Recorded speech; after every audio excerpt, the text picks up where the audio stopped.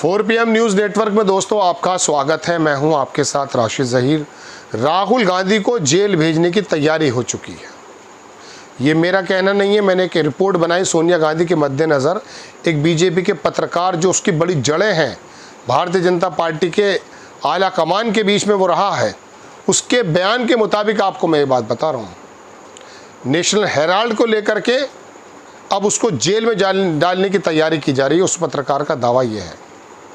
डाल दीजिए जेल, आप डालकर देखिए ना, जेल डालो। उस आदमी ने 2022 में जब भारत जोड़ो यात्रा निकाली थी ना, बुनियाद में तेल जब ही डाल दिया था। आरएसएस जैसे संगठन को मजबूर होकर ये कहना पड़ा कि हम तो बातचीत करना चाहते हैं, राहुल गांधी ध्यान नहीं दे रहे। वो ध्यान क्यों देंगे आपके ऊपर? आपका अतीत वो जानते नहीं है क्या? राहुल गांधी को ने पिछले 10 सालों में 11 सालों में 2022 से लेकर अब 2025 पहली बार इतनी सीरियस थ्रेट मोदी जी का जो मुजस्समा दुनिया के पत्रकारों ने और दुनिया की मीडिया ने और किस ताकत ने भी बनाया हो हम नहीं जानना चाहते, लेकिन जो बना उसको जो बनाया गया है कि लोग ईश्वर और भगवान से तुलना करने लगे। हम लेकर आए हैं राम को, अरे राम को तुम लेकर आओगे?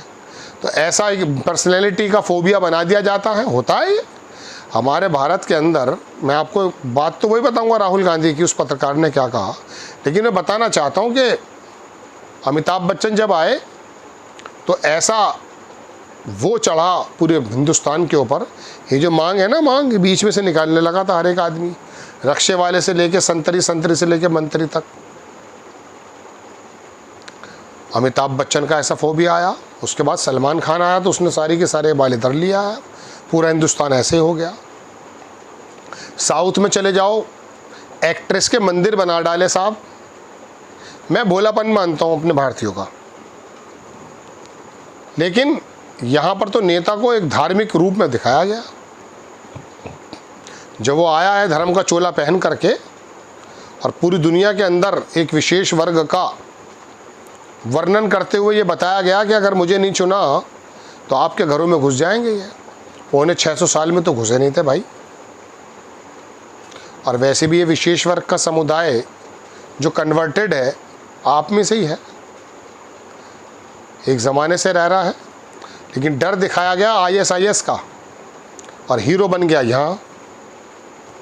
बहरहाल राजगोपालन नाम का वो पत्रकार जब अपने बारे में कह रहा था, एक तरफ तो सोनिया गांधी का मैंने एक एपिसोड बनाया, देखिए कि उनकी राज्यसभा पे किस प्रकार से नागरिकता को लेकर हंगामा मचने वाला है। अब राहुल गांधी को भी जेल में डालने की बात की जा रही है नेशनल हेराल्ड केस के मामले में।